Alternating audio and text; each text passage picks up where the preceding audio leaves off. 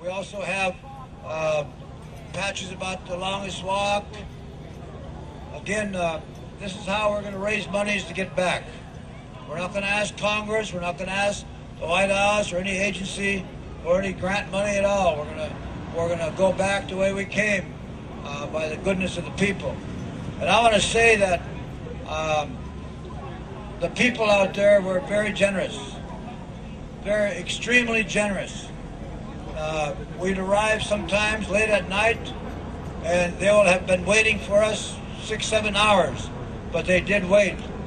And they provided us with food, lots of food. And then as we began to cross the country, truck drivers were stopping, people were stopping and offering us cases and cases of water. So there, I know from that beginning, from the very fact that they did that, I know that the people in America are still good. There's still goodness in our people. No matter what this government does, what they commit themselves to do, engaging us in this war or that war, or, there are still some good people in this country. We crossed 35 native reservations, 35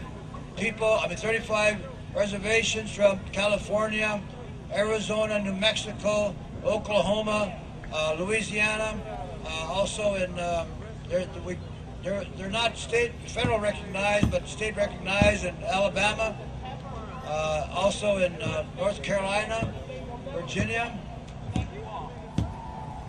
We met people who were doctors, physicians, lawyers, congressmen, mayors, governors.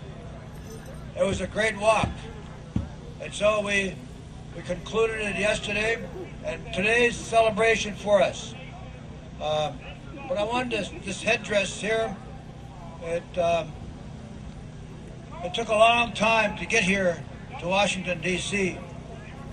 When Buffalo Bill had the Wild West days going in Europe, he asked Native people from Minnesota and South Dakota to go with him. So many people, Ojibwa people and Lakotas, went with him and performed during what they call the Wild West days in Europe. And of course they would have Indians riding out in headdresses, and they would do mock battles.